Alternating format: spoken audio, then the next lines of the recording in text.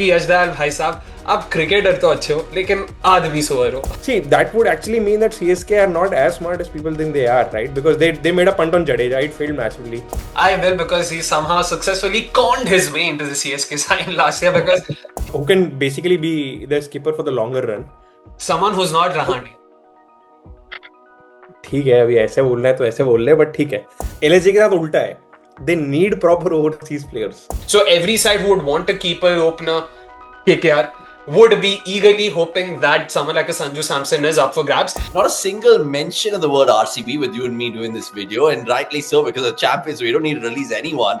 Your own DK has come out and said that no team supports you like Mumbai does because they have the resources. If Pat Cummins, or any Aussie for that matter, is missing out on an Ashes test, rest assured they couldn't care lesser about the IPL. Coetzee, Rabada, Siraj, Prasad, oh my goodness, like Cape Town में खेल रहे हो कि अहमदाबाद में खेल रहे हो भाई. So there was always that question, but somehow can't still forget Kevin Peterson's press conference after one of the games where he went on record saying, "You just tell me where do we play him? Which player do we have to drop to play Natarajan?" And we're like, bro, there are 4 names off the top of our heads that we can say right now.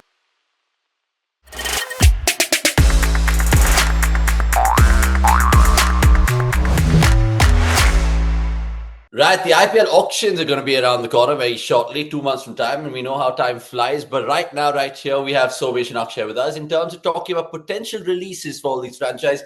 And instead of going team by team, we decided to split in terms of 3 tiers: 10 crore plus players, 5 to 10 crore plus players. I mean, in that bracket at least, and below 5 crores. So let's, of course, get the ball rolling with Akshay and just introduce him as well. Akshay, what's your thought about this in terms of 15th November being the deadline? Do you have names or what up your sleeve today?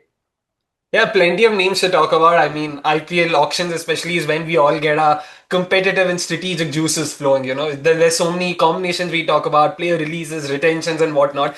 And yeah, I think we've all made no bones about the fact that we enjoy the auction, sometimes even more than the actual cricket itself. So yeah, it's going to be a lot of interesting conversations and definitely a lot of debates. Yeah, I can't wait for your IPL instinct to come out because we've seen that before. And Somesh as well has prepared a list of names that he would like to just maybe throw out there. For the viewers watching this, you guys should tell us in the comments as well. Who do you think will be the potential releases prior to that auction, prior to November 15th, which is the date being slated? So introductions to you. You're looking forward to this because IPL chat always gets your blood flowing. Yeah, for the reasons that I don't really care much. Whatever happens is fun. So yeah, we're looking forward to it. It's a mini auction, but yeah, still, it's gonna be interesting. It's funny that people get so rallied about it, and then at the end of the day, after the auction, we'll be surprised with a couple of new rules being introduced, which no one would really have given much thought before the auction. So yeah, we're looking forward to it. That's tribalism. I mean, even in the auction, in every sense. Akshay, let's start off with you then. 10 crore plus player names that you think they'll be potentially released from their franchises. I'm pretty sure you've given us some tasty names. Yeah, first up, of course, we've got none other than Venkatesh Iyer, who's currently costing more than 1/6 of KKR's first, 23.75 crores to be precise. And definitely a name that KKR will have to release simply because of the kind of money that he's sort of taking from them right now. And no disrespect to him, sure, he's as a player, the kind of skill he brings to the table, KKR would love to still have him, but the price point that really plays a big role there. And we saw how KKR's batting sort of floundered in the last edition, so they would want to reboot that and come up with either new names or come up with different ways of just injecting some momentum over there, especially at the top. So yeah, he's definitely pick number 1 for me, and in my head it's a no-brainer. So I know Somesh had a few disagreements, so I'll just straight up go to him and look at him and ask him about that. See, the only disagreement is because it would be a very un-KKR like move. They've usually been kind of a team कि भाई हमने इस पे लगा दिया तो लगा दिया, अब जो भी होगा we are not gonna take a call other way with a set player. So that would be a surprise if it happens, because I think they have a few other names which we might come to in due course, which are more obvious than Venkatesh Iyer. Of course, he's costing them a lot at this point of time, but I still feel, I mean, cost is an important factor, but अगर उसको हटा भी दो तो there are other roles for which they need better players. because Venkatesh Iyer has delivered in the past. It's not like that. It's not like a situation where you made a punt on a player who is a first time IPL player and it didn't work out. Venkatesh Iyer has had good IPL seasons. So probably I think they would think of giving him one more season and make some leg room elsewhere. And a couple of things just to add to that. One thing, of course, I feel a recurring theme of each of our releases would be also sort of, pivoted around the fact that Cameron Green will be up for grabs. And he's a name that a lot of people are talking about. And he's definitely going to rake in a lot of that moolah, which means if a team wants someone like a Cam Green, they will need to make enough of space in their purse. And secondly, Somesh, when you look at KKR and the kind of overseas players they have, Andy Russell, we saw he didn't perform, to his potential. Sunil Narayan had a fairly lean season, not just by his standards in general. Apart from that, the likes of Andrik Nokia, the likes of Moeen Ali, and Quinton de Kock, the kind of overseas names they have, they need someone who can actually add value as an overseas pro. That's where I really think that they would be betting big on Cameron Green, which means they will need to, sort of empty a bit of that purse. Yeah, but I mean, the best way to do it is actually through overseas players and not kill your domestic horses. Because I mean, yeah, something that I feel, and I think if someone does an analysis about it, it would be great. A proper mathematical analysis that it's a domestic player and the domestic core that actually goes on and wins the league for you. Because there have been a few teams who have been always been, infamous, so to speak, to always, look for the shiny new toy in every auction and think that he will change their course or change their history, but it has never happened. So unlikely to happen again. That why you make room for one overseas. By Cameron Green का भी people might be betting on him, but there is a history of injury. There is a Ashes. उसके बाद अभी you never know. I mean कि भाई वो पता चल रहा है आप वो पैसे बचा रहे हो और the player doesn't turn up. So you cannot have your strategy around Cam Green. So rather just see ki where you can fit him in among the overseas. Because see, in fact, before Venkier, I would really have question marks. I mean, if we are going to give out names, I'll have question marks about every overseas player in KKR lineup right now because Quinton de Kock is costing a fair bit. He did not really deliver. Andre Russell has had a horror season with bat and ball, and even outside the IPL, his strike rate is 150. That's not Andre Russell. And average की तो चलो Andre Russell के साथ हम बात भी नहीं करते because that's not what he's in for. But he's averaging 19 this year across all T20s. So भाई कभी ना कभी तो Andre Russell and Sunil Narine Buck has to stop. So KKR has to take a call कि भाई क्या करना है. Venkatesh Iyer is still the future. So they can always after 2 more years and they can retain him at a price which they feel is more reflective of what value he adds. Russell and Narayan is where that KKR family sentiment will kick in. We have to use that theory. But I do agree with you there. And with Venkatesh Iyer, one last thing. I also feel that they might potentially be looking at releasing him with the intention of buying him back at a lesser price because I don't see a lot of other teams, emptying their purses so much. And even if they do, I don't think a lot of teams who would be willing to spend just as much on a top order batter alone. When you look at it, there aren't too many other teams who are looking to fill those top order slots, and I don't know how many of them would be able to afford to spend 20 plus crores on a Venkatesh Iyer. So that's also another sort of school of thought they might be looking at. I can actually think of two teams who can go on and outbid KKR if they really come to it. Outbid in a sense, unless and until KKR end up paying him the same amount again. तो Which they can, right? Practically तो ये sound नहीं कर रहा मेरे को कि भाई तुम उसको रिलीज करके try to buy him back because there are other teams who had a horror season and they would want to sort of have a proven Who are those Indian teams? Is LSG one of those teams?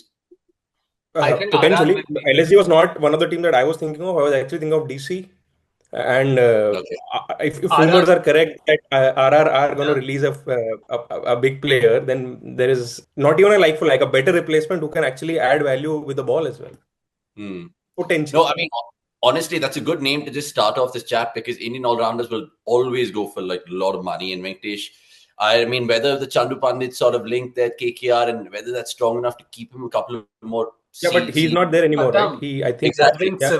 Whether he'll stay beyond that's the question. But Akshay's got the ball rolling with Venkatesh Iyer. So your response to that? Surely you have a player on your list which will be a potential release this auction.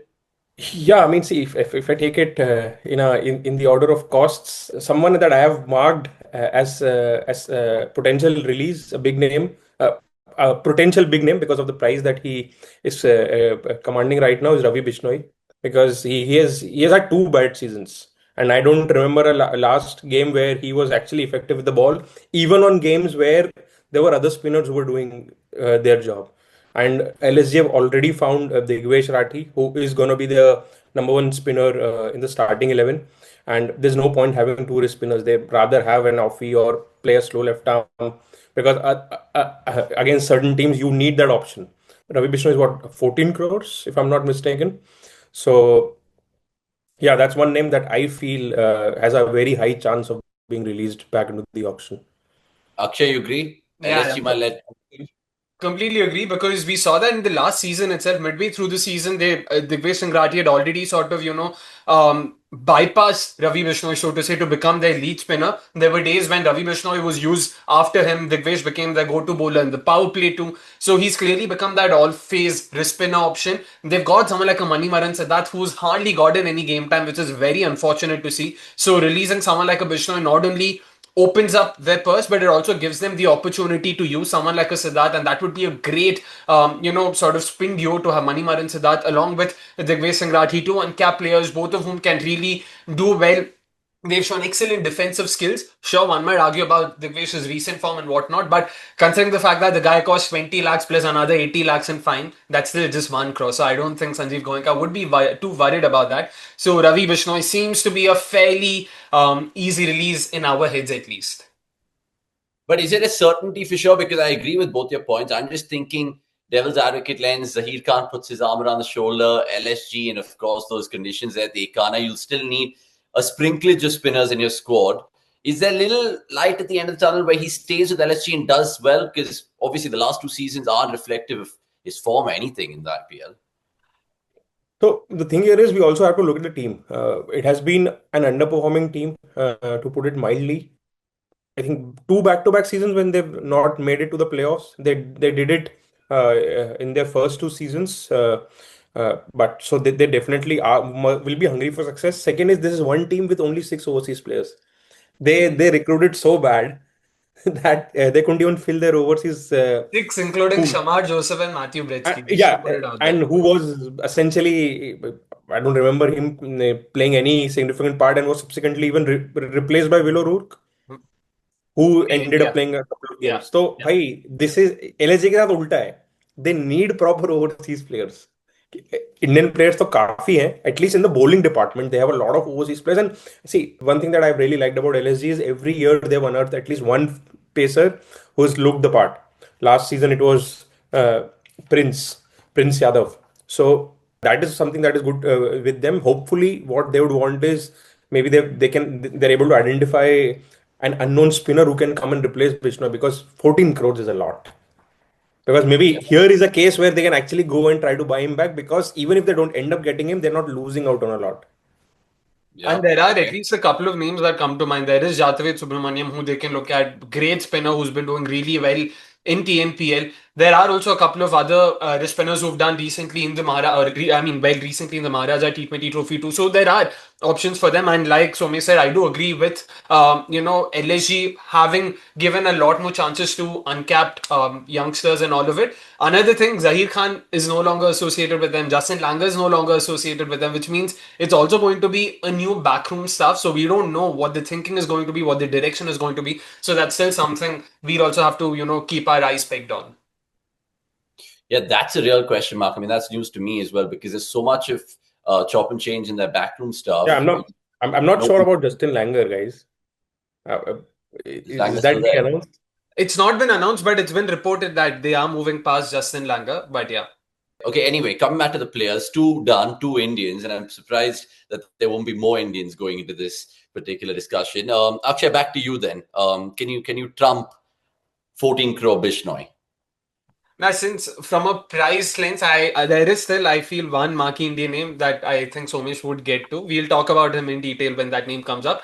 Let's also set the ball rolling on the overseas front. I've got none other than Mitchell Starc. He's currently costing 12.5 crores, but more than the price itself, I think it is what he brings to the table, and importantly, the cloud of uncertainty that he brings with him when it comes to availability. He's taken part in just one season across the last 10 years of IPL, and that's always going to be something DC will have to be wary about. We have Ashes coming up this time around. In Feb, you've also got the T20 World Cup coming up. So That means it's not going to be easy for Stark to manage his workload. And we've seen it time and again that when it comes to sort of freeing up his cricketing calendar, it's always been IPL that's taken a backseat for him. He's made it very clear that Australia comes on top for him each time. So I don't see any reason why he himself wouldn't be available first. And which is where I feel also Delhi would need to bolster the bowling attack. We saw the way they performed last year. On paper, it looked a solid bowling attack, but unfortunately, when it came to performances, especially in the latter half of the season, there was a lot more room for desire left by Mitchell Stark. And considering some of the other names that might be available at the auction, especially in terms of their prices, I think there is enough reason for them to sort of release Stark right now and see how it goes, how the auction goes, and potentially even look at him as a cheap buyback. But I wouldn't even be focusing on that. I think there are plenty of other options available, firstly. And secondly, I think in Mustafizur Rahman, a replacement that they signed for Mitchell Stark just for the last couple of games, they already have a fantastic name in their squad. But given the rules, if you guys remember, post war, whatever replacements were signed, IPL had made it very clear that these replacements cannot be retained by the side, which means Delhi will have to release Mustafizur Rahman. But I think he can add a lot more value to the side. They are in dire need for a death overs bowler, someone who's got those cutters, who's got those variations, because there isn't anyone like him in their setup. So I'd rather have him than Mitchell Stark as things stand. Okay, I don't know if that's controversial. Let me know in the comments. So, where do you sit in this? Because Stark recently has come out saying that he might play even the BBL just to warm up prior to the Ashes. He's also kind of spoken vaguely in terms of how he wants to go on. He's eyeing that 2027 ODI World Cup is something that he probably would like to finish on. But again, that's a while away. Do you think he'll look at the twilight of his career to maximize as much as possible, especially with the IPL? Or what Akshay said, which is also logical. The fact that, he's always put Australia first, F the money. See, if Mitchell Stark is released, that'll be more surprising than even Venkatesh Iyer is released to me, to be honest. Unless and until he has come and confirmed, obviously they'll talk to him as manager. Unless and until he confirms that, guys, I was just in it because of the mega auction rule. I did not want to miss the 3-year cycle, but this year I want to take a break. Yeah. Unless and until that happens, I don't see any reason for Delhi to release Mitchell Stark, because no chance anyone is getting him at 12.5 crores again if he comes back to an auction, especially a mini auction. Mega auction mein to ho gaya, mini auction mein to no chance you're going to get him. That's a bargain for a Mitchell Stark. I mean, no matter what you say, what the value he adds, he's still one of the premium left arm pacers. And again, like he's played 2 back-to-back seasons now, not 1. And his performance when toward the business end is something that really matters. Yeah, it has to count for something, and he has done this time again. So he knows when to switch on. I mean, you cannot take that away from him. I mean, there have been so many talks about people wanting to prove that Mitchell Stark is not one of the greatest bowlers of all time across formats. But every analysis always comes undone if you look at what he's ended up achieving in his life. So that's. I mean, I'll be very surprised if any team. It's not just DC are in DC themselves are in a dire need of good players who can actually turn their fortune around. So if not them, even if multiple champions would have had him, they wouldn't have released him. At least from what I feel. Second thing is, if you look at Mitchell Stark's trajectory now, there is a high chance that he calls time on Test cricket after the Ashes, because just I mean, looking at his age and everything, I mean, this might probably be a right time where he actually feels that he has done whatever he's achieved whatever there was to be achieved in red ball cricket. So if that happens, he would use Avnish, what you said, he would use this time to maximize his retirement funds, so to speak. And what better place than IPL to do it? So yeah, unless and until he comes out saying, or not, he won't come out, but unless and until he talks to the management and say that, guys, I'm going to take a break this season, I see no reason why Mitchell Stark should be released. Just one thing, by the very same logic you dished out, Somesh, don't you think Delhi's objective first would be to make it to the playoffs and then think about players who would come good for them in those clutch I mean, situations? why can we be so certain that Mitchell Stark is not that player who can help them reach the playoffs? He was a part of their season this year, right? He played 12 out of 14 games. So, So by he that logic, probably they should release Akshar Patel as well, because his performance was even dire than Stark. But that's But where Akshay Patel, domestic. I know Avnish हाँ ने वही important बोल रहा हूँ जवाब. ना कि भाई you have to trust someone to deliver, right? You already have a lot of players. They have, and we'll talk about those players who are your ready-made releases. So if you end up releasing all your players in the mini auction, you're not going to get. See, mini auction is just to course correct. It is not to rebuild. You cannot rebuild in a mini auction. You can only try and fill some gaps that you probably either you recruited wrong or some lift up that you identified uh, when you were playing the last season. So बहुत ज़्यादा gap आप भर नहीं सकते. There is, I mean, again, I would be interested to know of a scenario where actually team resurrected themselves through how they recruited in the mini auction. Very rare. All the teams that have done well in a cycle are usually the ones who have had a very good mega auction. Completely agree See, with with those points. Yes, Avnish, sorry. with Delhi, I think honestly, it's about how they played financially. Like you said, the 12.5 crores is honestly very, very good in a mini auction to just kind of course correct, like Som said. But then I think of players like Mohit Sharma, Faf du Plessis, who might also potentially be released. I'm not sure. And then they kind of increase their kitty to 18, 20 crores and then try to get in players over there. Do you think Starc is the release there that they could probably buy two players by releasing him? Is that your thought? More than two players. Once again, just looking at Delhi's overseas contingent last year, unfortunately, there were quite a few names who weren't, who they couldn't really use for the lack of a better word. I'll just be polite there. The likes of Jake Fraser-McGurk, the likes of Donovan Ferreira lower down. They weren't the kind of names you would need in your side any which ways, and let alone your playing 11. And we spoke about how their middle order needed some bolstering, and they had someone like a Rival Davis up for grabs, and they somehow decided against their infinite wisdom to give him a pass, which again will be something Delhi fans will probably have PTSD about even now. That's why, going back to the same name, imagine if they are able to free up enough purse to have a middle order of number 3 say Karun Nair, number 4 you've got a Cameron Green, number 5 Tristan Stubbs, number 6 Akshar Patel, and look at how, and number 7 Ashutosh Sharma. I think the way it stacks up, that is something they would be really keen on. It would really help them add a lot more balance to their side, and it'll also help them add a bowling option. Which is why, if you have a Cameron Green as your third pacer behind, say, Mukesh Kumar and a Mustafizur Rahman, that's a name that I'm just throwing out in the open if they choose to buy him back. Or they can also potentially retain a Natarajan, along with Kuldeep Yadav, along with Akshar Patel, along with Vipraj Nigam. That actually looks a lot more well-rounded as an 11 and as a bowling attack. Yeah, I was actually Talking looking at the bowling attack. Pretty decent, but again, so I don't know where you stand in this. No, so talking about making room, they had Jake Fizzle-McGurk, they paid him 9 crores. He had a torrid season. So that's your 9 crores. They can't retain Harry Brook because probably he'll be banned if the rules are stated. So you have your six something crores being released there. Now Natarajan, they paid him 10.75 crores and he did not even play a single game.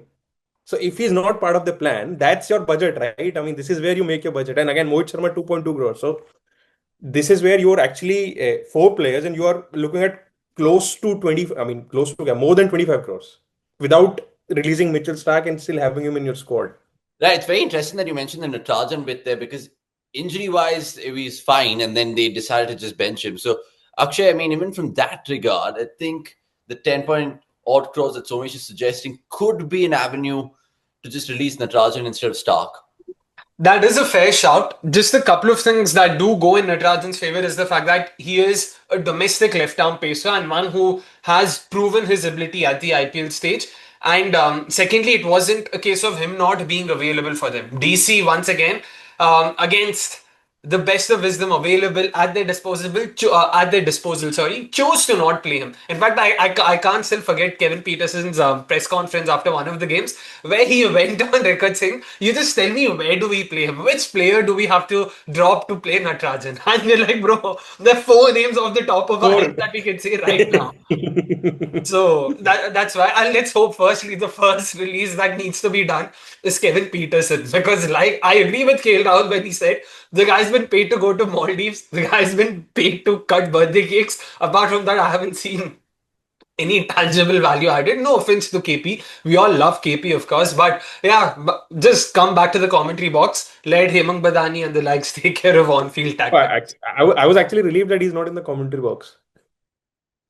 Hilarious. But I remember when we were doing the watch along, Akshay, when Delhi were picking their squad, and we said, oh my God, this is left is right for them because they had Fizz, Starc, Akshar, Kuldeep, and Natarajan all potentially starting, but then of course it was a completely different story. Right. So give us an overseas name from your list, because you guys have given us 2 Indians and 1 in Starc. Do you have an overseas name which will tickle a few pickles? I mean, yeah, before the overseas name, I think there's one name, Indian name, that we cannot not discuss. The one that has been most speculated about throughout I mean, since the season has got over, and that name is Sanju Samson. It's highly likely that he's going to be released back into the auction or traded with some other team. So I mean, yeah, on paper on paper. Kya, matlab, he's a 15 crore player, so even a crore more than Ravi Bishnoi, whom we discussed first. I genuinely don't know what to make of it.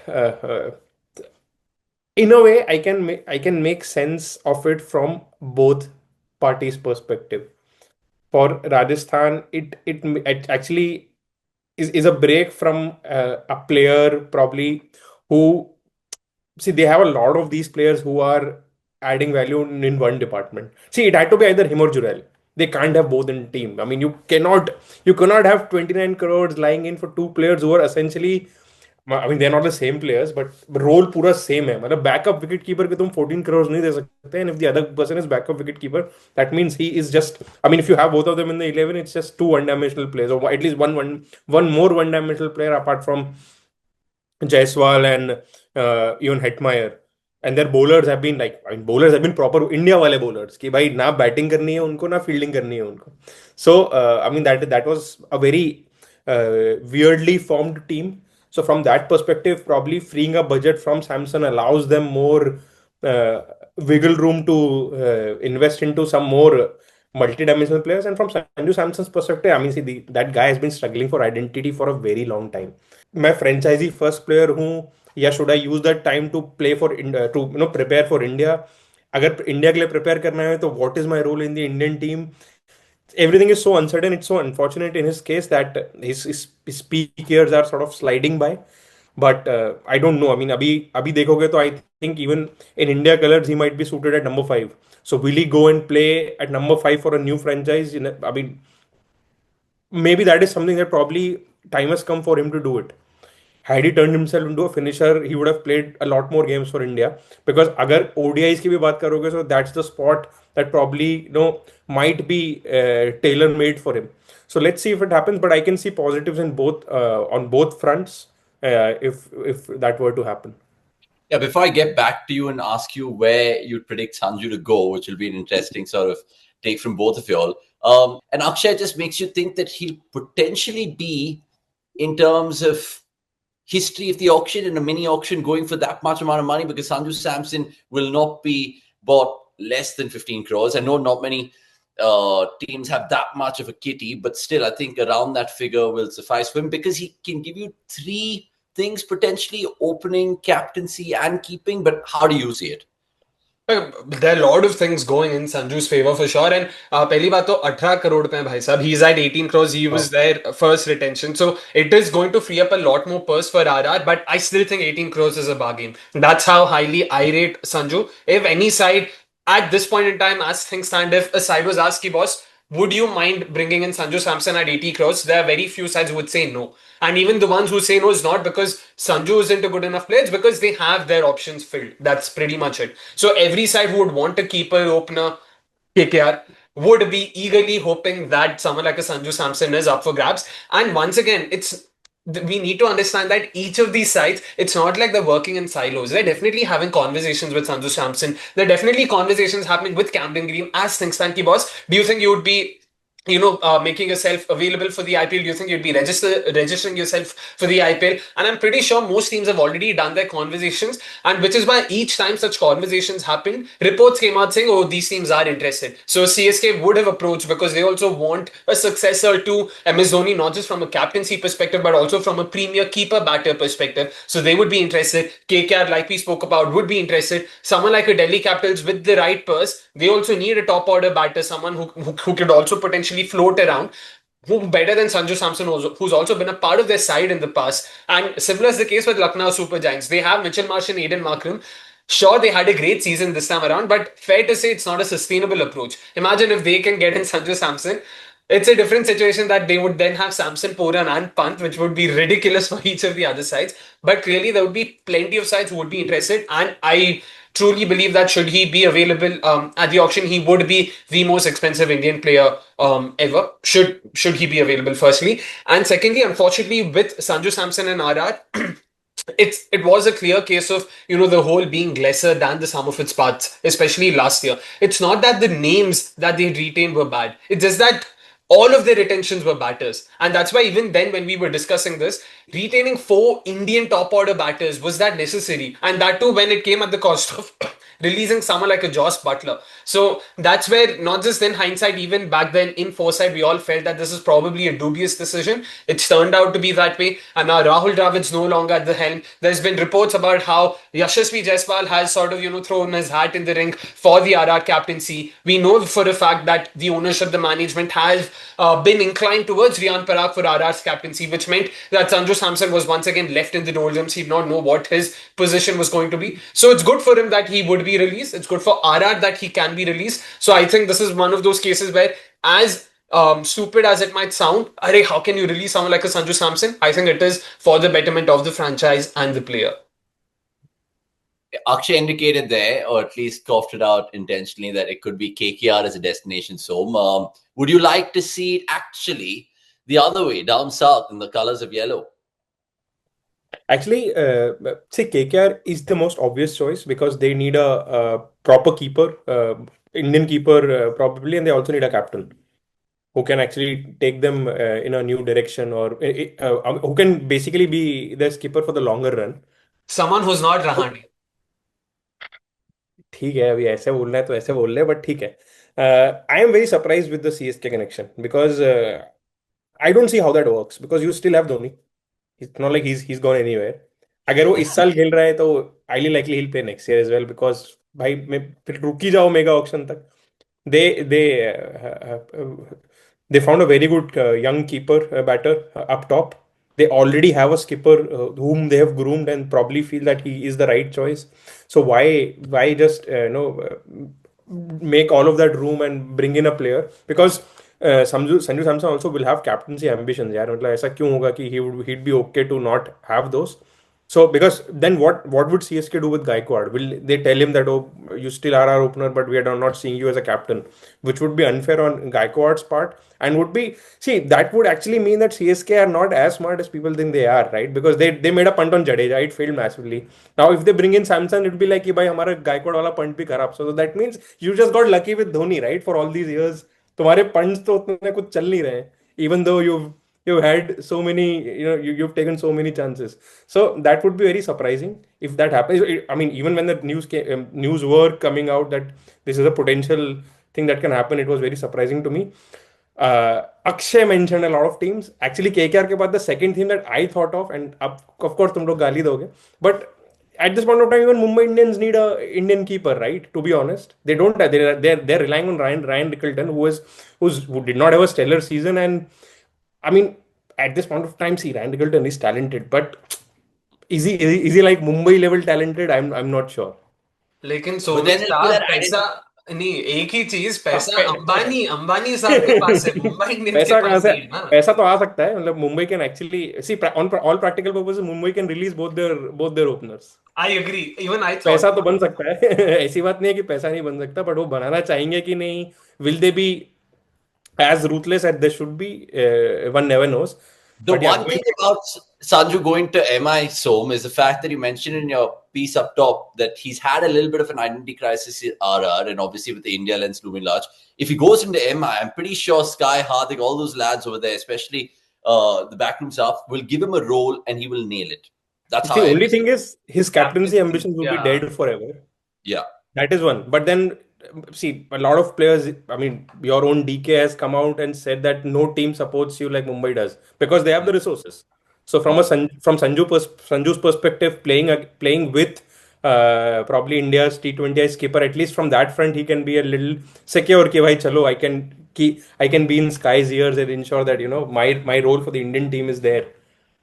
And one last thing, the Sanju CSK connection also makes sense from an off-field perspective. I do agree with you when it comes to the 11. This was my biggest question. Like, how are you going to then massage both Gaikwad and Samson's egos without either of them getting hurt? That wouldn't be possible. On top of that, they've already unearthed someone like an Ayush Matre. There were talks about Karthik Sharma, the young keeper batter from Rajasthan, doing really well at RCB trials. He was also called in by CSK last year. So they have been looking at a lot of domestic options. That's why Sanju Samson, firstly, I don't know if they can free up enough purse for him. And secondly, I don't know if he'll fit into that top order without any of the others feeling left out. But Sanju has a very strong fan following in Tamil Nadu, in Chennai, and things like these also somewhere would play a Yeah. role. They would also consider such things, so that could potentially sort of curry a bit in CSK's favor. Sorry, Abhish.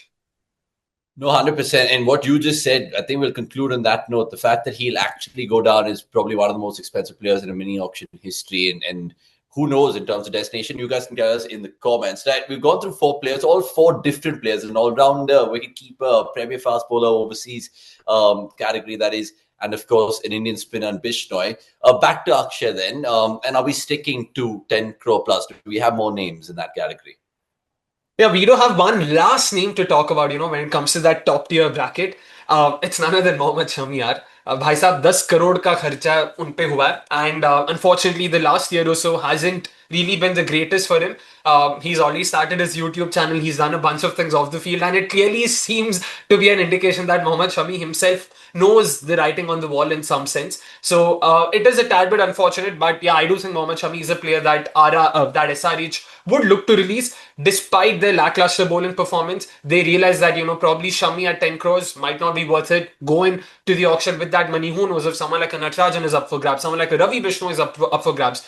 We all saw Rahul Chahar as their lone spinner did not work out, so that's where Shami 10 crores seems like a fairly obvious release to me. And yeah, we can probably take it from there in terms of how SR's bowling attack shapes up. Shami is an interesting shout, without a doubt. So 10 crores is what they paid for him, but I don't know if he does go back to the auction if he gets that much. But it still frees up a lot of money from that perspective. See, I think because of the impact player rule, a player like Shami would still be valuable for teams, but I don't know about the price point. I don't see him going the BBL way just yet. So I think maybe one more IPL and then we can see something like that happen. But yeah, I mean, I don't see him being retained at that price point. SRH, they just had a lot of their money put in the batting bracket, so they need some quality bowlers as well. But see, this is a problem where you take a punt in a mega auction. If it doesn't work, especially a big punt, you are left with very few choices, because even if they release Shami, it's not like you would have a quality Indian pacer whom you can sort of just come and grab, right? So that is going to be a challenge for them. Let's see how they navigate with that, because other than that, I think Harshal Patel had a decent season. There's one more name in SRH which is obviously not of that bracket, but still is costing a lot, and he's Rahul Chahar. So even that player is, I mean, I don't see how he gets retained, because he already became their second spinner. Zishan Ansari was their first choice spinner last season. So yeah, I mean, a couple of these releases, but the question still remains that would they feel that they have enough players in the auction pool to replace them with? Yes, that's a conundrum. Go on, Akshay. Yeah. To that, I would say, like, in their squad itself, I really think a name that I was personally looking forward to, and a name that wasn't probably given enough chances was Gurjapneet Singh. Sorry, not Gurjapneet Singh, Simarjeet Singh. I realized. Simarjeet Singh played 4 games. He was Yeah. tonged left, right, center. That's why he was. Because again, he played the RR game, jahan pe it was 290 playing 250, and come on, everyone got tonged in that game, and that was where I felt that Simarjeet could have been persisted with. I really think he's a very good talent, a very skiddy customer, someone who can clock in excess of 150, 140 consistently. He's got a great bouncer. He's also got a more than decent yorker. He's got a decent slower one as well. We've seen him do really well at the Delhi Premier League. The same tournament from where we saw the likes of Prince Yadav and everyone come up. So I think if he is given a consistent run, that's a punt that SRH can take because he's definitely not costing them that much. And in place of Shami, I want to believe across the 10 sides, there would still be a couple of pacers, even if backup, who would be released. So I think SRH, it would be a decent bet to sort of punt on. But the bigger concern is the fact that someone like a Pat Cummins, he himself might not be available because we recently heard reports about how Pat Cummins might miss out on the first test of the Ashes. If Pat Cummins or any Aussie for that matter is missing out on an Ashes test, rest assured they couldn't care lesser about the IPL. So there are clear fitness concerns for Pat Cummins. The guy is costing 21 crores and he's also supposed to be the third pacer. So if he is also not available, then that would be a big cause for concern. So that's something they would definitely keep an eye out on. If Pat Cummins is not available, then they have no option but to also hold on to Shami because you can't let go of both of them and just hope that you'll find more options in the auction. And another name that I personally really rate highly, and I was very surprised that he was unsold, was Naveen ul Haq, a name that I think would also do more than well at the Rajiv Gandhi Stadium. It's become extremely flat. It's become just a batter's paradise. That's where his cutters, his into the deck, slow ones, and all of them will come into the picture, like Harshal Patel basically. And he can also bowl with the new ball, so which means there would be more than decent face coverage between the two pacers. So a name that they could also look at from the overseas contingent. I think at this point of time, SRH will take even Annabelle Sutherland. At this point, kya bhai, they should at any point in time. And by the way, there's also another connection between Annabelle Sutherland and Sunrisers. Sunrisers have acquired the Northern Superchargers, and Annabelle Sutherland is one of the main players there. So it's already going to be Sutherland for Sunrisers next year. But yeah, coming back to men's cricket, yep.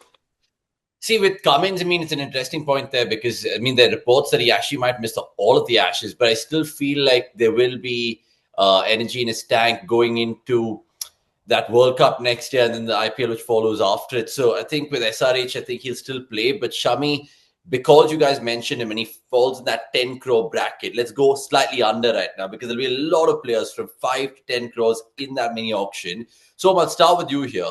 First of all, in terms of this bracket, which are the names you're looking forward to throughout as releases?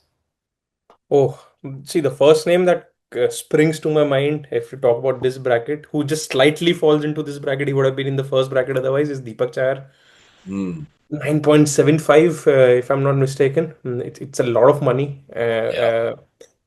And so, see, Mumbai right now, see, it's good for him that he's in a team like Mumbai who already have Bolt and Bumrah. So he can, sort of not be at his best and still get by because there are other two like top gun pacers of this format in the team already. But if you look at him in isolation, I don't know. I mean, at this point of time, Mumbai, the problem with Mumbai has been their batting depth. It's not as deep as some of the other teams. And because, Allah Ghazanfar was not fit in the last season, they're lacking a wicket-taking, attacking spinner.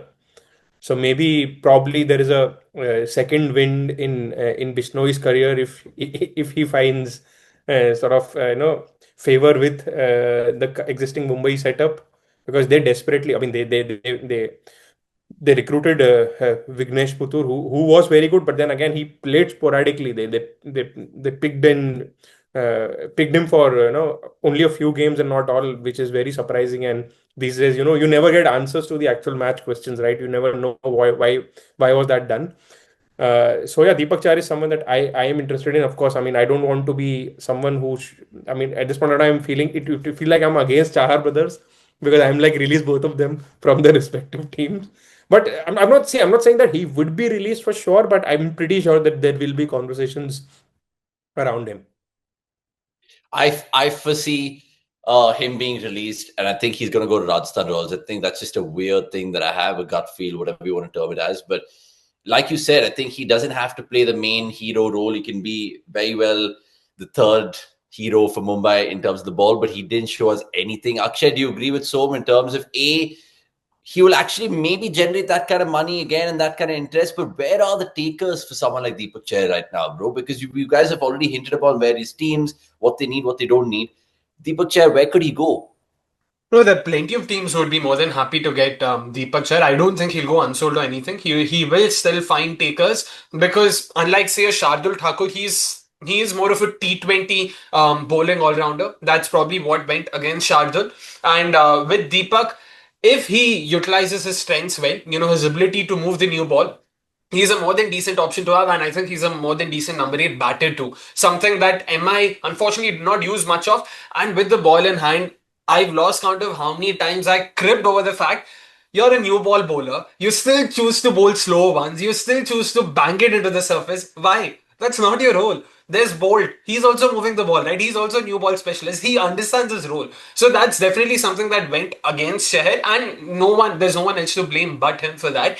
My only concern, my only issue with releasing someone like a Deepak Chahar is I don't know if there are going to be enough options available in the auction of equal or similar caliber.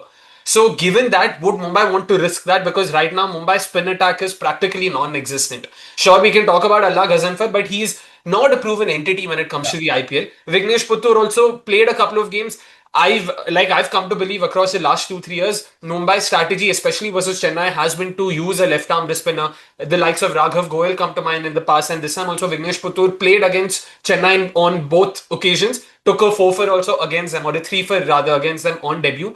So that's probably why they have him in the side specifically for certain teams. I don't think Vignesh Puttur would be a consistent feature. So that means you need someone to pair Mitchell Santner with. So if they do let go of someone like a Deepak Chahar, the only way they can mitigate that is probably then replace Mitchell Santner with some sort of an Indian spinner and then look to fulfill Deepak Chahar's role with an overseas bowling, pace bowling all-rounder.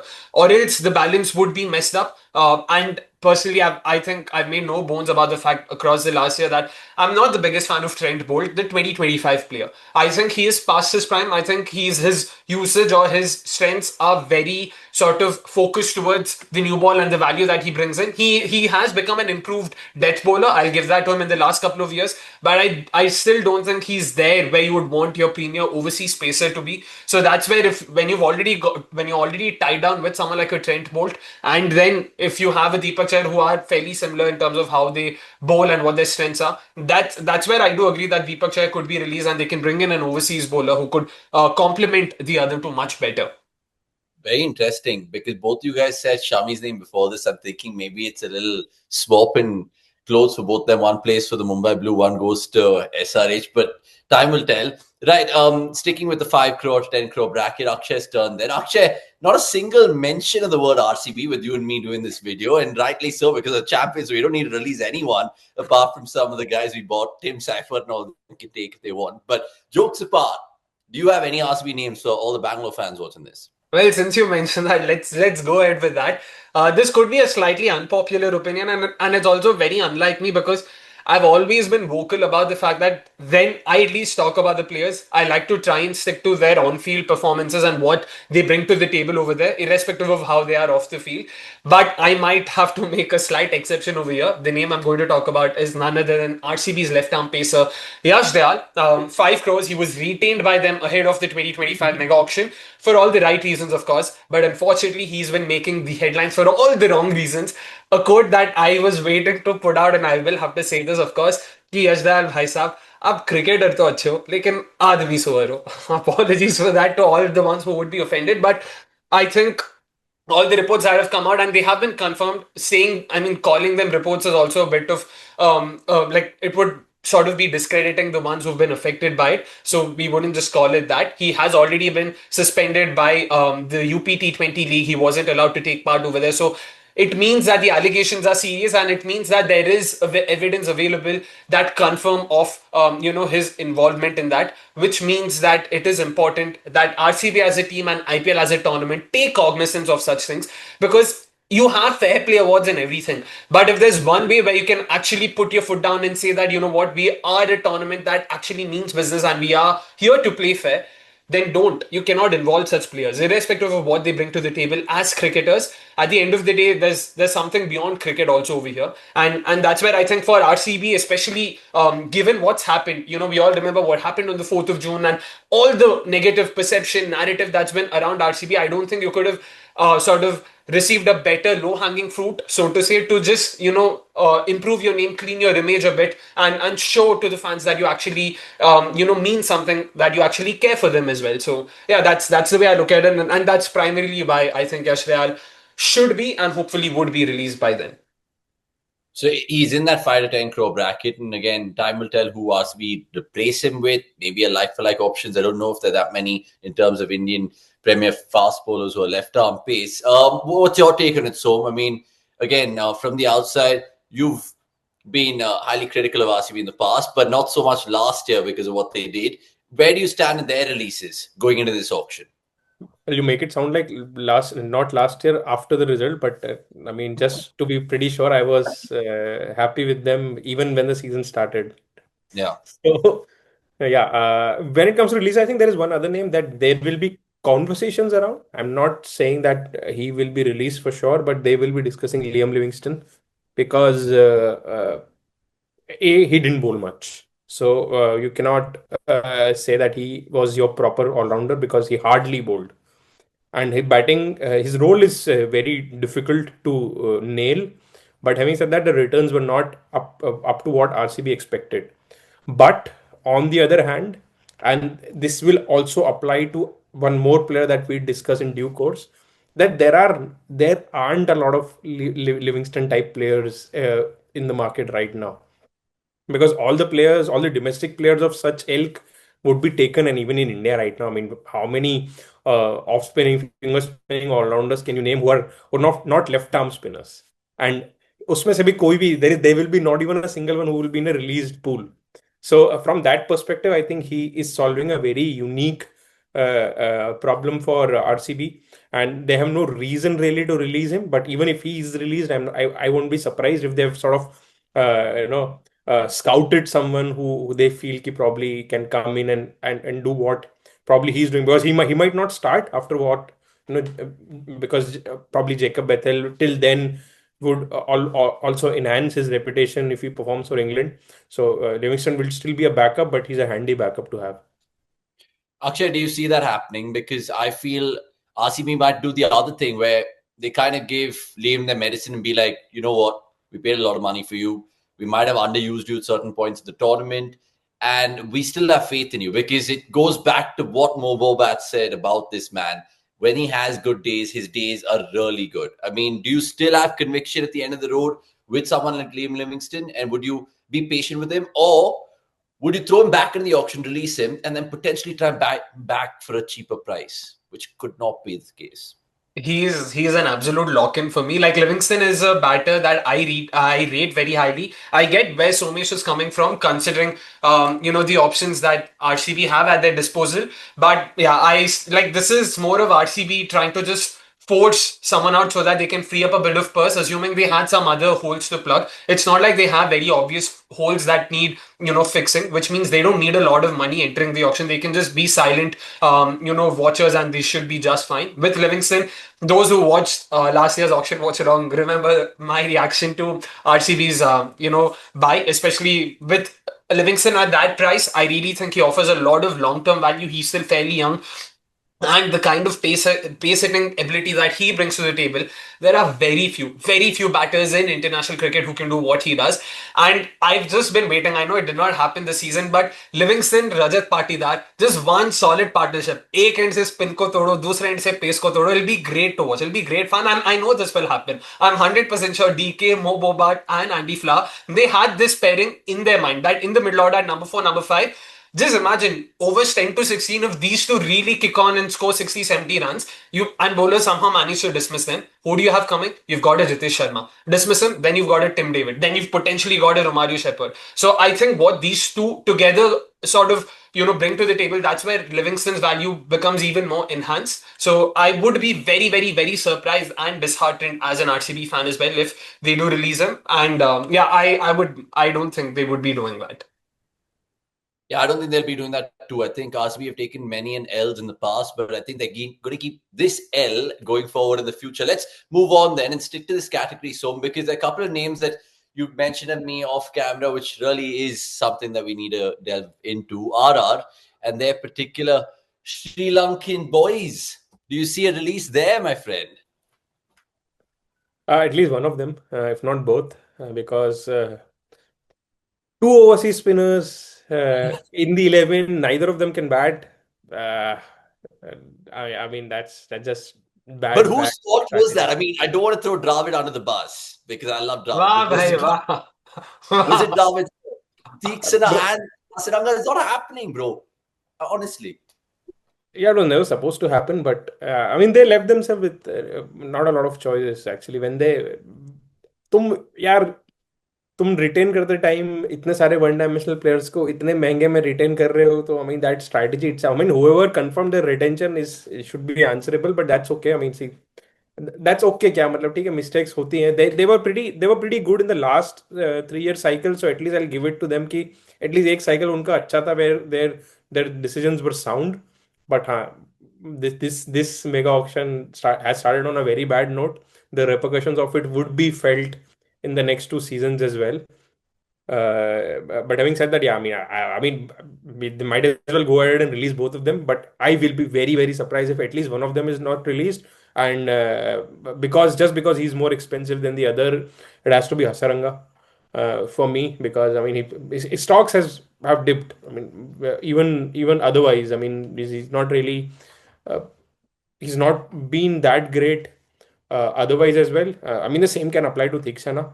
At this point, if you ask me, I'll release them both and then try to uh, see if I can make do with some Indian options. But yeah, it is what it is. Akshay, Hasaranga during the Asia Cup, did he give you any conviction apart from a few wickets against Pakistan and the send-offs that he did? But can he probably just be utilized in a different role? I think I'm slightly different to what Som thinks. I would keep Hasaranga and throw Theekshana out of the equation because Hasaranga could still somehow muster 15 of 7 with the bat is what I think. But again, it's Waiting that that fallen. that clock has been. I mean, we're waiting for that to happen for 4 years now. I think, Yeah, and we're especially asking for 15 of 7. We're not even asking for what Akshay is expecting from Livingston and Patidar partnership. I remember there was a time when Hasaranga was playing for RCB and me and Akshay used to be arguing about the fact that he could be as a pinch hitter. But then again, it's almost like one of those Harshit Rana things. Like, when is he going to deliver the bat? Or is he ever delivered with the bat? But anyway, jokes apart, do you see that happening, Akshay? Both the Sri Lankans going from RR or one of them at least in that price point? No, there is a possibility that both might be released. Personally, I still think they would want to hold on to one because it's not like there are going to be a lot of Indian options available at the auction, at least proven options. There is a respinner that I was very surprised. Rathvit Subramaniam, this is the second time I'm mentioning his name. He was a part of SRH, if I'm not wrong, in 2023. But again, did not get a lot of chances. I don't think he even played for them. Just was brought in as a replacement player. But definitely a name to watch out for. I've enjoyed watching him bowl. And I'm forgetting Yash Punja, thank God. Karnataka, I mean, from Karnataka, very quickish, almost in the same ilk as Rashid, Ravi Bishnoi, that kind of wrist spinner. He recently played the Maharaja T20 trophy. He's also one to watch out for. So I'm expecting both of these players to get a bit. Will it be from RR or not? That only time will tell that. And also between Tiksha and Hasranga, one thing that goes in Hasranga's favor is that whatever it is, he at least gives you the perception of being a three-dimensional player, and importantly, he is a safe fielder. Tikshana as a fielder, like I wish we could have Nikhil Bhai over here. He would have just ranted for 30 minutes about his fielding mishaps, and that don't go in his favor. And secondly, the kind of spinner that Tikshana is, you will find such spinners. Yeah, matlab off spinner who can turn the ball both ways, you will find them. There aren't too many wrist spinners going around in the circuit who have a more than decent googly. So that's probably where the scales slightly tilt in Hasranga's favor. And also, I do have a bit of bias. I still believe there is batting potential there to be leveraged by teams. I don't know how it is. Like it's I can't even now blame the teams because RR, RCB both have tried, bringing him up the order and all of it, but it's not worked out. It is almost the Washington Sundar case, wherein even Washington, it took him about 5 seasons, and I still don't think we can say he's a proven IPL batter, but we've seen him perform in international cricket, which is why we are willing to place that trust in him. I hope that a side actually places that trust in him, and I think there is batting potential there. And not just that, when you look at RR and the way they sort of, went about their business at the last auction, it's not like they bid for a lot of spinners. If my memory serves me right, they bid for a lot of Indian pacers. They were losing bidders on Arshdeep Singh, they were losing bidders on Mohammad Siraj. They went till the end for Akashdeep, they went after Ravish Khan. So there were plenty of Indian pacers they were after, but unfortunately they could only get their hands on the likes of Tushar Deshpande, Akash Madhwal. So the focus was never on spinners. In fact, R. Ashwin and Krunal Pandya, these were the only two spinners they went after. Not Chahal, not Rahul Chahar, none of the other wrist spinners, so to say. So clearly, that was a pre-auction strategy, or a premeditated strategy to a major extent. So I don't know now how can they course correct, because like Soumya said up top, many auctions are for course corrections. They aren't for overhauls, and I don't know how RR can sort of dig their way out of this hole. So, which is why I think holding on to Hasranga and then probably releasing Tikshna and then trying to tweak their combination would be the way to go. Another name they can potentially consider is Shimron Hitmai. They can also release him, just increase a bit of that purse and see where that takes them. But yeah, that's yeah, it's a very far cry right now. Let's see if You, they actually go with Jatpet Subramaniam or Yash Punja. Then you heard it here first, the cricket.com through Akshay. But yeah, so no, we've spoken about Hasaranga and batting depth and wrist spinner. I mean, let's see. To me, Adil Rashid will add a lot more value in both yeah, departments. I mean, he is someone who actually people take. I mean, see him and Zampa. People just end up taking them lightly, but they have really been very good. I mean, on the international front, both of them have been better spinners than Chahal, which yeah. itself is a surprise. If you look at 10 years back, no one could have predicted that this will be the trajectory. But that is the fact. So, I mean, Adil Rashid being unsold is a big surprise when you have Thiksana and Hasaranga being picked, because Rashid plays against much tougher batters. He's proven himself against much tougher batters. And he can bat as well. I mean, जो तुम हसरंगा की बात करो, the same thing. Adil Rashid can give you an 8 ball 13, 14 if needed. 100%. That's what I was going to say. I think right now, Adil Rashid gives me much more confidence as a batter than a Hasiranga. No offense. But let's Just move one thing to on here. close Adil Rashid's bit out, because Go on. I do agree with you completely and I've thought about it as well. Zampa, he's been a repeat offender. He's missed out multiple IPL seasons. Even last year, he was with SRH, just, made himself unavailable halfway through the season. So he's done that in the past with RCB and also that's definitely something that goes against him. He's been with RR, of course. Adil Rashid, I don't know. I mean, this is my theory. I don't know if I should put it out there, but I think somewhere geopolitical situations and everything have played a role, because we saw even this year Moeen Ali backed out of coming back for a reason, citing his safety. And this is something I heard of on their podcast or somewhere else. So I feel somewhere that's played a bit of a role. I don't know. I don't know to what extent would this is just my theory. So make no mistake, you can quote me on it, but you can also quote the fact that there aren't any sources. This is my theory. So that means, I mean, we'll never see Shoaib Bashir in the IPL unless Avnish goes Avni and. Shamsad. Or Sikandar Raza coming back, who knows? But guys, okay, fine. One more player in this category, and it's a very, very good name. They normally say if there's a will, there's a way. But for CSK, there's a Conway who wants to pick up the pieces here. I will, because he somehow successfully conned his way into the CSK side last year. Because I'm sorry, I'll not mince my words here, because if I remember correctly again, our colleague, I'll throw him under the bus here, Anirudh Suresh. He deemed Devon Conway at 6.25 crores to be the worst buy of the auction right after it. Right after it. And I don't think truer words have been spoken, because he's not been in the greatest of form. He hadn't been in the greatest of form. Unfortunately, injuries have played a fair share of that role. And also, he's had a couple of personal losses. He lost his father midway through, if I'm not wrong, last season or the season before that. So there have been a lot of things that have happened. So we understand that.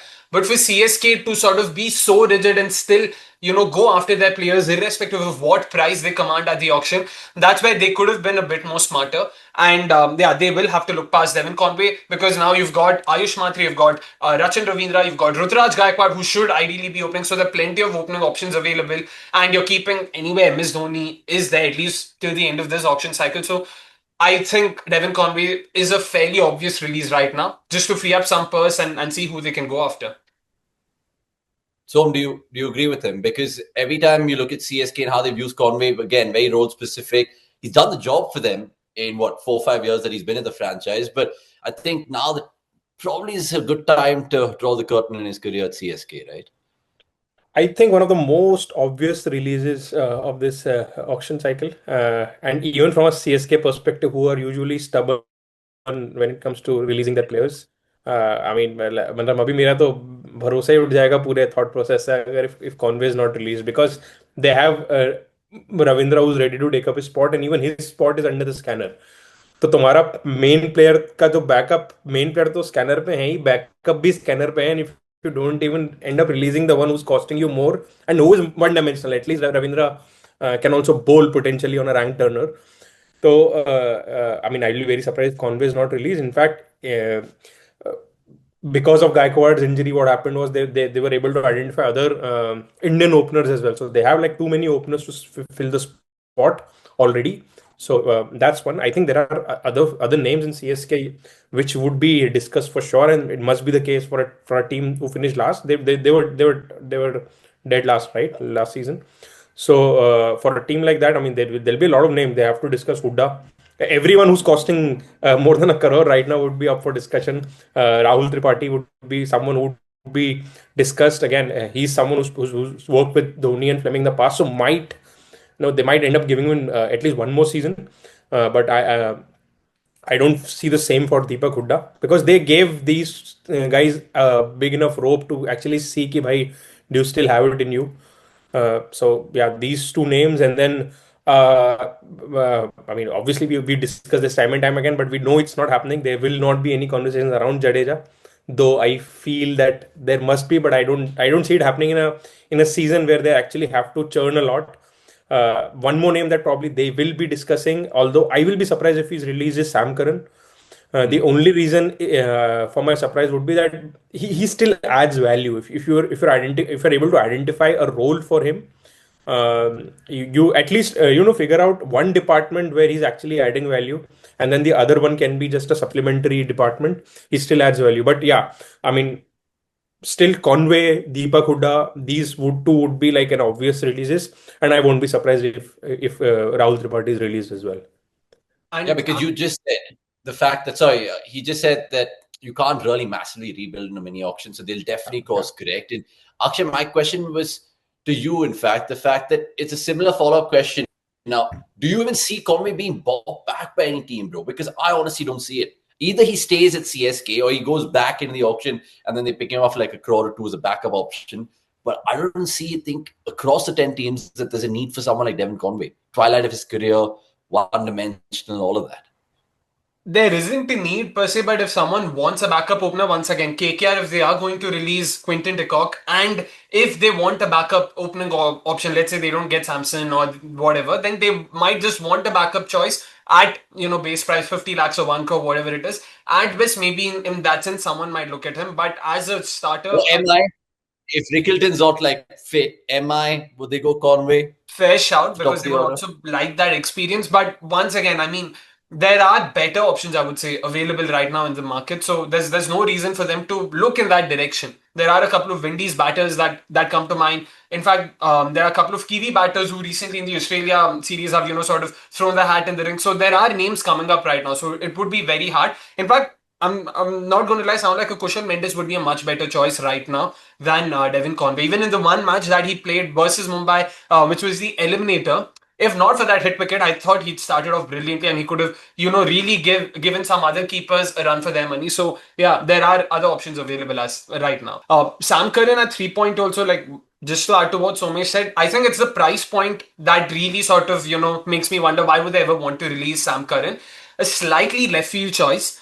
I think they should consider releasing someone like a Patirana. He's been having a horror 2025 to follow up what's been a fairly average looking 2024, and the reason why I say that is because of Patirana's presence and the price that he's getting right now. Nathan Ellis has had to be benched, and I think he's arguably one of the best death bowlers going around in the international circuit. It's very sad. It's very unfortunate that he's not gotten enough game time. In fact, he played the first couple of games when Patirana wasn't available in 2025, and you could already see that on display. So I think they should consider that. It would also free up a lot more money. A lot of CSK fans have been vocal about they want to see Camden Green coming into their setup. If they want that, then Ashwin plus Conway plus Patirana, I think, would go a long way in ensuring that they are able to, rope in the Aussie all-rounder as well. So Noor Ahmed, Nathan Ellis, Cameron Green, and someone like a Sam Curran, I think that would be a very decent overseas contingent to go with.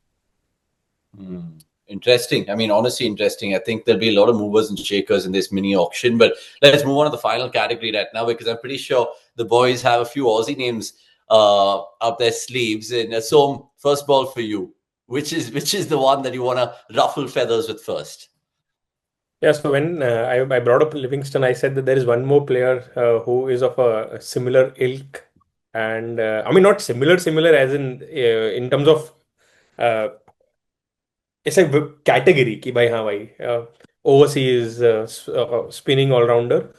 That name is Glenn Maxwell. But then again, see, he bowled a lot. He bowled decently, but with the bat, hardly anything of note. He was averaging what, early tens, if I'm not mistaken. So a horror season. See, Maxwell. The thing with Maxwell is when he has bad season, they're like really bad. Average season कुछ नहीं होता उसका यार. Either he's like switched on or completely switched off. So you never know what happens with what you get with Maxwell. But then again, even if you release him, there are they don't have an off spinner in this squad, Punjab Kings. So if you release him, you pretty much either have to have an Indian player. But अभी उनके पास Indian player भी squad में खिलाने की जगह नहीं है. Their squad is pretty much settled. So from that perspective, they might still keep him कि भाई चलो at least we'll get bowling from him. But there will definitely be some discussions around him. So yeah, let's see what they decide. With Ponting being there, Akshay, do you think that could be a potential release, Glenn Maxwell? Because fair points again from Som. Again, he's not the batter that he was once. I feel there's a lot to do with the environment that he thrives in, any T20 team that he plays it. So I think with Punjab, he's not got the best. But how he's surrounded by alphas, right? He wants to be surrounded by people like Kohli, ABD. They have Shreyas Iyer, Ricky Ponting, his mate Stoinis. So it's a team filled with Fight Club members. So why not? I think it's more with the Aussie angle. I think less of the alphas. I think it's just Ponting taking a little bit of a punt there with regards to how Maxwell is. But a good name nonetheless. Akshay, do you see Maxwell as a potential release? The fact that he's under 5 crores, and if he does get released, do you think someone else is like, sit up and take notice? Oh, for sure. A side like RR would love to have someone like Glenn Maxwell. Just straight up, bhai, de do hame, we'll make do with it if that's how they want to. Or an LSG for that matter. Sure, if they want to, there's no reason why any side wouldn't go back to him. I still think he would be picked. He's still, a bona fide, I don't want to say legend, but mercurial player, so to say, from the IPL stable. So he would definitely be picked. And yeah, like Somesh said, because of the high variance nature of his gameplay, it just means that you don't know what you're going to get. But the one thing he has consistently improved in the last few years has been his bowling. And I do believe that he offers a lot of value. In fact, even before the season began, I had spoken about how I felt Punjab's spin trio was arguably the strongest in the season. Maxwell, Harpreet Brar, Chahal, that's I think three very good spinners in different suits. So that adds a lot of variety. Add to that, two of them can actually handle themselves with the bat. So in terms of the kind of balance he brings to the side, at least on paper, Punjab would really want to hold on to him. And I do agree with Somesh, there aren't too many options available. Like off the top of my head, if I have to really, rack my brains, I would probably say someone like a maybe Charit Aslanka. Mumbai did sign him this time around as a replacement, so that already means he is on certain teams' radar. So it might be someone like him. They can probably even look at a match shot. Personally, I think he's a very good pace setter, but he is an opener. He's a top order batter. He bats in the top three in the BBL as well. So which means who are you going to fill in that Maxwell, slot at number 5, number 6, which is how Punjab have used them. It's going to be very difficult. So I get it. There is a fair argument to be made for his release. But just given the fact, like RCB, there aren't too many other holes that need plugging, which means Punjab do not necessarily need a lot of money entering the auction. They can afford to retain someone like a Maxwell at that price. Do you think someone like Glenn Phillips or Sikandar Raza can fill in the maxi void? So, Phillips, भाई Phillips Gujarat में एक भी I match नहीं hope, खेला. I hope Gujarat release him. I really hope. RR would be happy. हाँ, मतलब any other team would have probably played him in every game. So that's a very, very big surprise there. But let's see what happens there. I mean, the other name probably that Punjab might even discuss because of the price point is Stoinis. He is costing them a lot, but I mean, I'd be very surprised if that happens because he adds value in all three fronts. See, he's still winning teams at least a couple of games on his own for the past 2 seasons. So that still goes in his favor. I firmly believe that if you have players who can win you like 2 games in a season on their own, then more often than not, you'll end up having a very good season.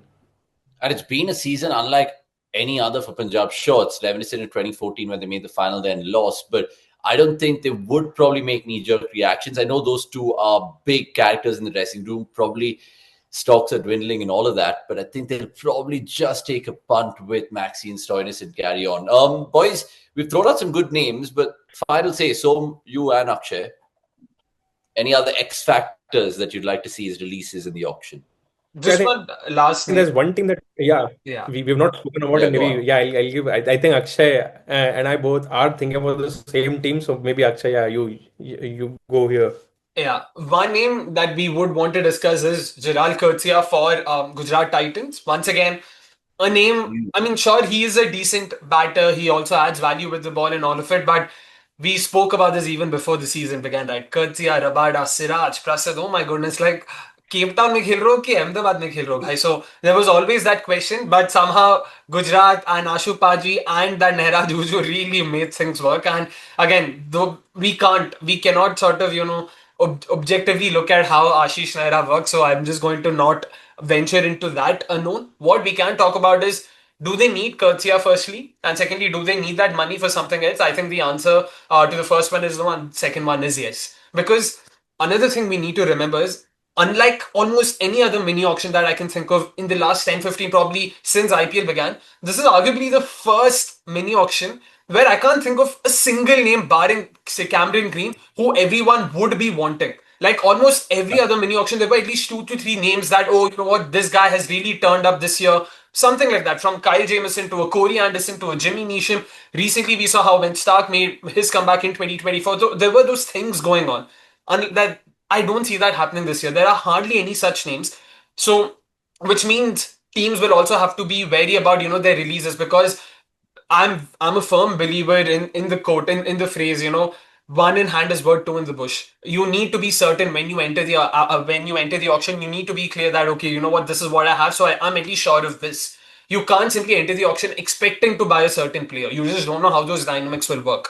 But that's why Coetzee 3.2, I think it's worth a release, because Gujarat, when it comes to their spin attack, Rashid Khan, we've seen the way he struggled. Unfortunately, this IPL was his worst season by a stretch and beyond, and which also meant that Sai Kishore wasn't used as optimally as he would have liked to, as optimally as Gujarat would have liked to. So they will have to look at options. They will have to look at least backups, if not first 11 players. For that, you need some money. And that's where I think, freeing up a bit of space, freeing up an overseas slot as well. Imagine someone like an Adil Rashid itself. We spoke about MI.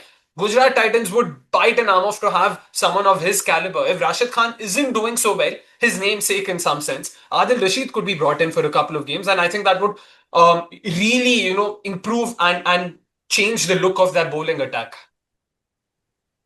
Okay, so where do you stand in the Coetzee release? Because yes, they have a plethora of pacers they can manage. Will they get a like-for-like replacement with someone like, I don't know, Chamira, Willow Rook, who are the other international premier fast bowlers going around? And is Coetzee that bad that he needs to be released? See, it's not the case of him being bad. Although I must say that for a very significant period of time, I think the past 2 years, if you look at economy, he's worst on economy as a T20 pacer than everyone else in the world. So, I mean, if that is something to look at, then probably, he's among he is among the players who not really delivered. The problem with Gujarat is all of us were surprised that they did so well. The reason for that is if you look at their 11, you feel it's light on both fronts. They're missing a batter, they're missing wicket taking options. It just so happened, and I mean, of course, it didn't happen by chance, but both Siraj and Prasidh had a very good season. So they would ideally need a repeat of that season over season for them to keep competing. But to avoid that, probably what I feel is they need to find a balance where they can include all three of Butler, Phillips, and I'm forgetting the name, Rutherford. Rutherford. all three of them in their batting 11, so that at least that department is sorted, and then they play around with the Indian names in the bowling department and pick either one of Rashid Khan or Rabada, depending on who they feel is adding more value. For me, I mean, Rashid Khan is an obvious pick. Maybe they can make do with Indian pacers if Siraj and Prasidh and still are delivering, at least if not at the same level as last season, probably 90 around 80% or 90% of that season. You still add more batting depth and try to win the games through your batting. Lots to think about for Gujarat, lots to think about for the rest of the teams as well. And I think, look, we've given you a good sort of understanding of what kind of players could potentially be released before the auction, November 15th, like we said at the top of the show. And we've given you about actually 10 solid names to just think about. Let me know in the comments if you guys had more names to shed. Final words with Akshay and Som. Guys, any massive prediction? I mean, I know Sanju would probably be taking the most amount of money, and we're still a while away from the auction. But Akshay, gun to your head right now, do you see anyone else taking that mantle from Sanju, if there's anyone? No, there will be one. I just said Sanju Samson will be the most expensive domestic purchase should he be available at the auction. I will still say Camden Green, hands down, will be the most expensive player just because of the skill set. There are very few pace bowling all rounders who can add value in both departments and have proven themselves in 2 consecutive seasons. So there are a lot of boxes that Camden Green ticks. He can open, he can bat at number 5. He's a hit the deck bowler. He's got cutters. He's a great fielder. He's 6'7", 6'8", so a great fielder to have it long on, long off. Almost he's making me regret, yeah, RCB. I wish somehow they could hold on to him. But again, great team guy as well. And one last thing before we even sort of throw it open to Somesh, there is a slight change of rules as well in this IPL's auction. Last year, we saw the IPL Governing Council announce a cap to how much an overseas player can earn from a mini auction because apparently a lot of Indian players felt insecure about the fact that Cummins and Starc earned a lot of money. So, which means Cameron Green can earn no more than 21 crores, which is the highest earned by a player. I mean, the rules are slightly complicated. Let me put it this way. So basically, an overseas player in the mini auction can earn only the lowest of the highest between the most expensive Indian retention and the most expensive Indian player. So I'll just take the examples. Most expensive Indian retention, Virat Kohli, 21 crores. Most expensive Indian buy, Rishabh Pant, 27.5 crores. Which means between the two, whatever is the lowest, which is 21 crores, is what an overseas player can earn at the most in the IPL auction. So does that mean the tiebreakers would be back like before? No, that also is incorrect. What will happen is teams will continue bidding till they get the player. Let's say Cameron Green goes for 25 crores. He will get 21 crores, and the remaining 4 crores will go into the IPL Governing Council's kitty for management and everything. So that's how it's going to work. That's ridiculous, man. Every it'll go to everything except fan experience. Yeah, that is for sure. Honestly, but yeah, I mean, good that you mentioned that because that's something that every fan watching the auction will take note of, no matter how much he kind of blows Kohli's 21 crore out of the water. So final thoughts with you because essentially it's been a good discussion. We've thrown out some names and obviously it could be various musical chairs happening in the auction. But what do you think is going to be most pertinent in this mini auction? If Cameron Green pulls off, they might as well just have an auction where it is not broadcasted because it's going to be that boring. I mean, I have like Akshay. I mean, I was looking through a few names overseas. I mean, say obviously Indian players थोड़ा buzz रहेगा, but वो भी mega auction में ज़्यादा होता है. अभी overseas के में तो there's hardly a single player of note which we feel कि भाई हाँ ये player पे देखना है कि क्या होगा. So if Cameron Green pulls out for whatever reason, and he will have reasons of his own after the Ashes कि भाई मुझे नहीं खेलना है because he is the future, right? I can still I've given my reasons for Starc wanting to now play the IPL. I feel the same for Cummins as well because if he's playing T20 cricket in US, then might as well play in the IPL, especially when he's the captain and the team is built around him. But with Cameron Green, the case would be different. Australia would want to preserve him and probably even want to sort of groom him to be the next captain.